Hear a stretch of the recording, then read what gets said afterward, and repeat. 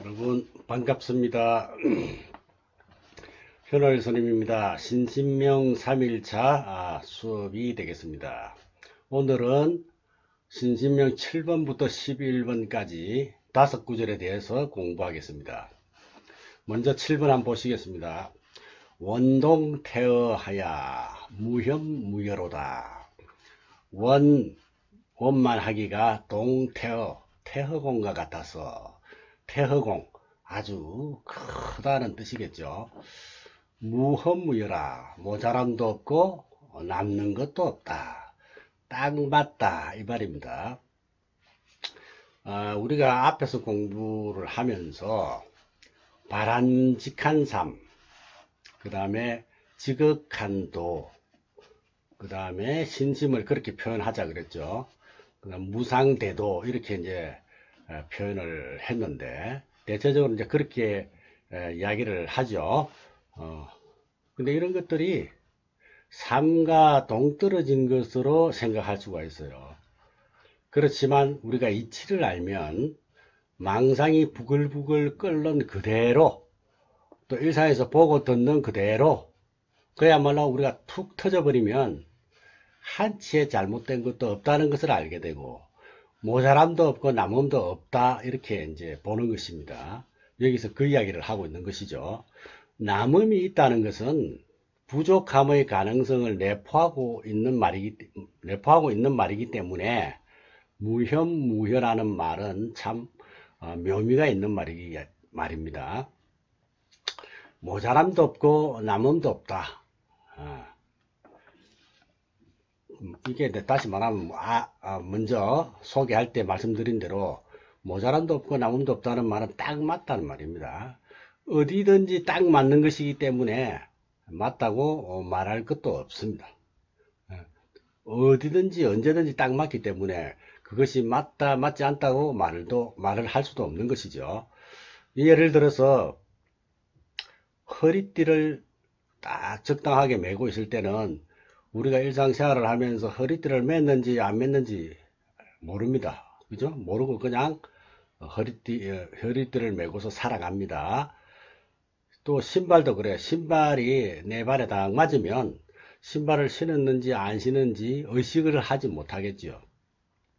그런데 신발이 아주 헐겁거나 너무 딱 맞으면 우리가 일상생활 하면서 그 신발에 마음이 자꾸 가는 거예요. 신경이 쓰인다는 말이죠. 온갖 것이 다 그렇다. 남는다고 꼭 좋을 것도 없다는 겁니다. 근데 적당하게 맞아야 된다. 맞으면 잊어버린다 이 말이죠. 신경 쓰지 않는다는 것입니다. 그렇게 잊어버릴 때 그것이 제대로 된 것이다, 이런 이야기입니다. 그래서 원만하기가 태어공 같아서 모자람도 남음도 없다, 딱 맞다. 그래서 허공을 클 태자를 붙여서 태허 이렇게 이야기하는데, 불교에서 이 허공은 경계가 없고 한계가 없다 이렇게 이제 이해를 합니다.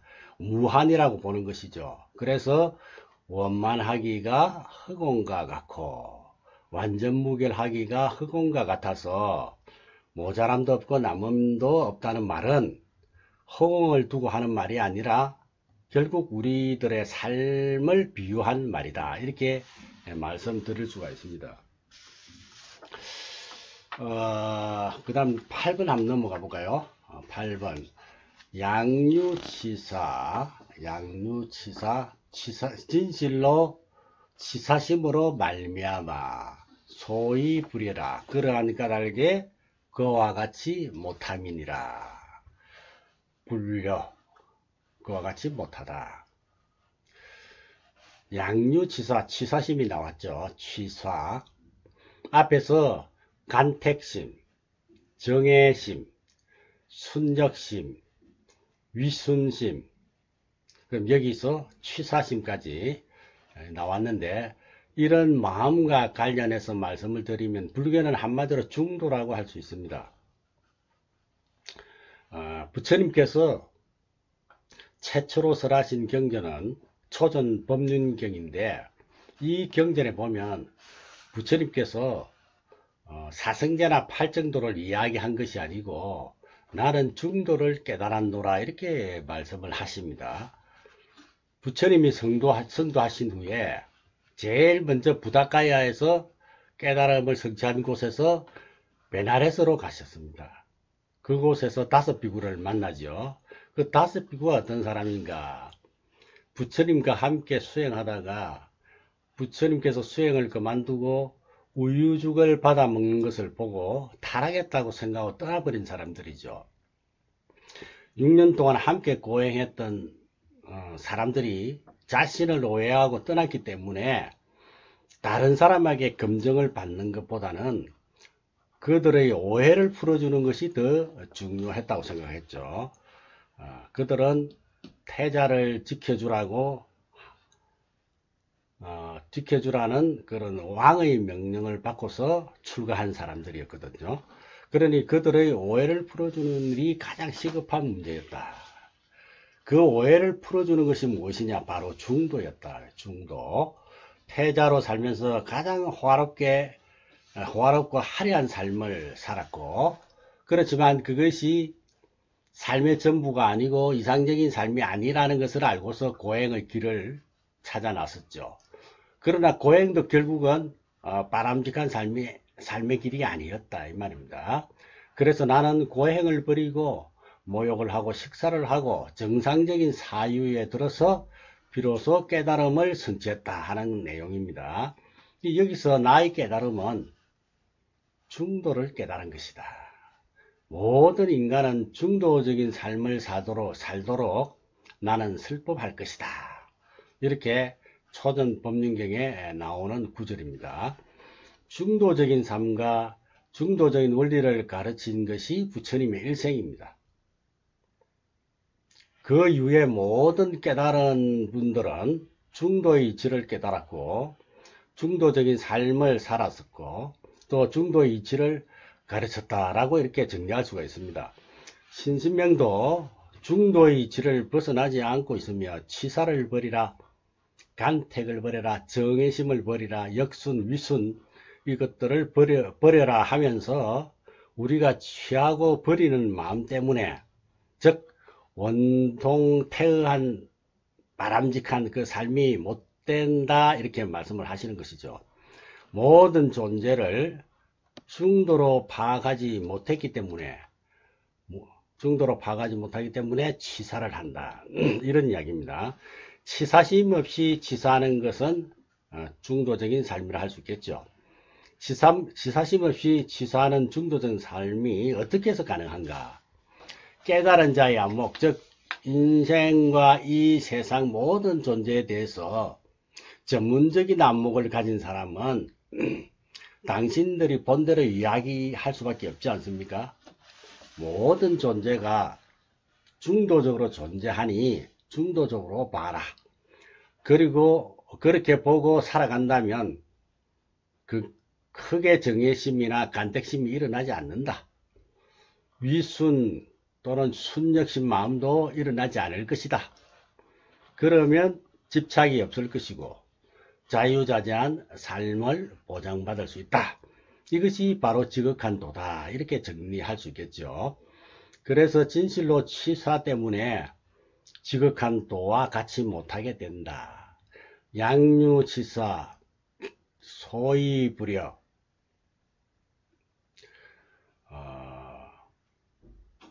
이렇게 이제 강조하는 것도 모든 존재의 실상을 깨닫게 되면 치사심이 일어나지 않는다. 치사심이 일어나지 않으면 그야말로 구름에 달 가듯이 인생을 유유자적하게 살 수 있다 하는 것입니다. 열심히 살면서도 집착하지 않고 그리고 집착하지 않으면서 열심히 사는 이상적인 삶이 이루어지지 않을까 이렇게 생각을 해 봅니다. 다음은 9번 보겠습니다. 막축유연 물주공인. 막축 쫓지 않는다. 유연도 쫓지 않고 또 물주공인, 공인에도 머물지 말라 이런 말이죠. 유연이라고 하는 것은 존재하는 모든 것이 인전에 의한 것이기 때문에 연자를 붙인 것입니다.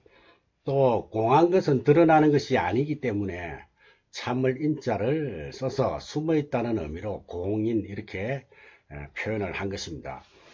다시 말해서 유에도 쫓지 말고 공에도 머물지 말라는 뜻입니다. 우리들은 눈으로 보고 또 귀로 듣는 모든 것은 있다는 것을 근거로 살지만 너무 있다는 것에 쫓아가지 말라는 그런 말입니다. 불교적인 안목에서는 전부 공을 이야기합니다. 있다는 것에서 한 차원 달리 하는 것을 공의 사상, 공의 안목이라 그러죠. 있다는 것에서 한 차원 달리 하면 공이 되지만 그렇다고 공에 머물러서는 안 된다는 이야기입니다. 그 유명한 산은 산이요 물은 물이다. 그게 이제 유의 입장이고, 또 산은 산이 아니요 물은 물이 아니다 하는 것은 이제 공의 입장이 되겠죠. 그래서 모든 존재가 공의 입장에서 분명히 있다는 것입니다. 그래서 유에서 한 차원 올라가면 공의 입장에 다다르죠. 다다르는데 하지만 공의 입장이라 해서 끝이 아니다. 다만 산은 산이고 물은 다만 물이다. 다시 공의 입장을 넘어선 입장이 되죠. 공의 입장을 넘어선 긍정의 입장이 된다. 그래서 다시 전제를 하면 긍정에서 대부정을 거쳐서 다시 긍정으로 내려온 그런 상황이 되겠죠.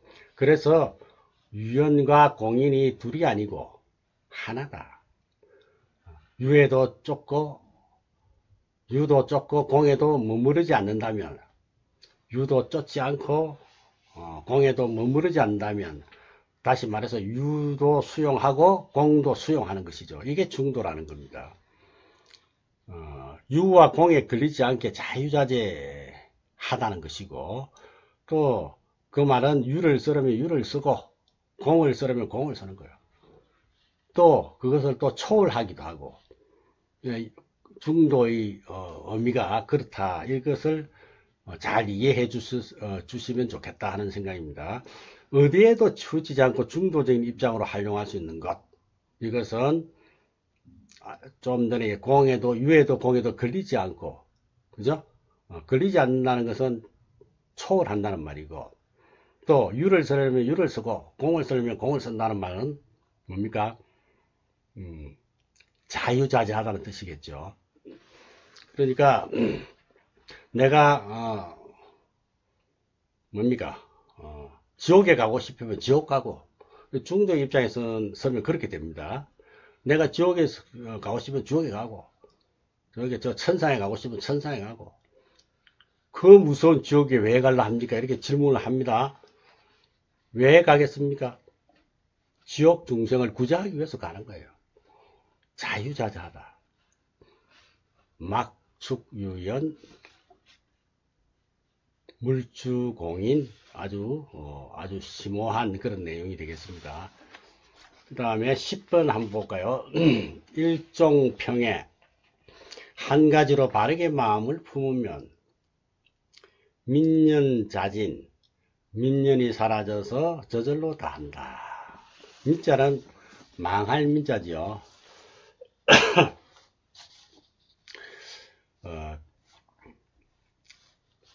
그래서 여기서는 이제 민년이 사라져서 이렇게 표현을 했습니다.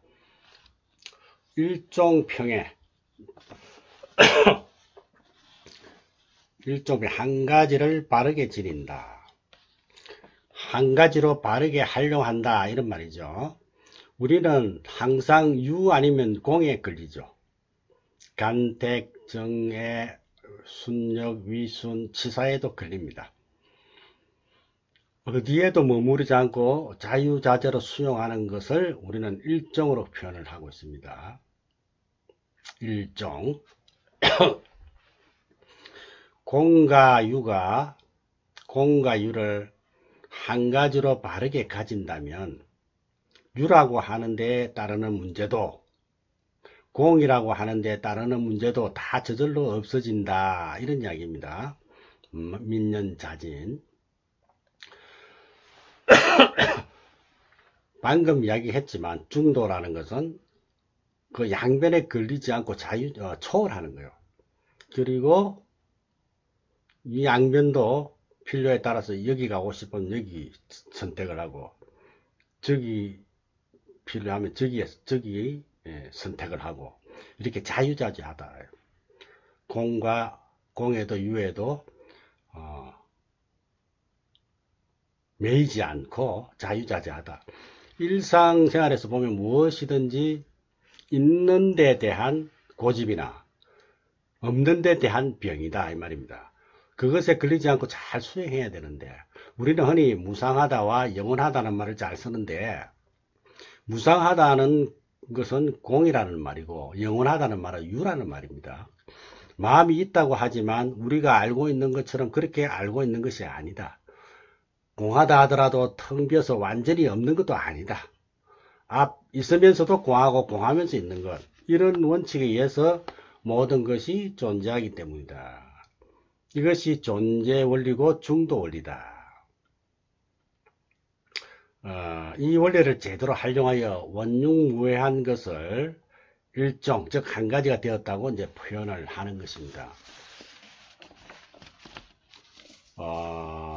제가 공이면서 유고 유면서 공이라는 말을 일반 불자들에게 이야기할 때, 공부할 때 제 나름대로의 비유를 들어서 말을 하는데, 감히 이 자리에서 조금 소개를 하면, 문이 있습니다. 창문도 좋아요. 문이 열려 있을 때를 공이라 그러고, 문이 완전히 닫힌 거를 유라고 우리가 판단한다고 볼 때, 자, 반쯤 열려 있는 거는 그럼 뭡니까? 반쯤 열려 있는 거.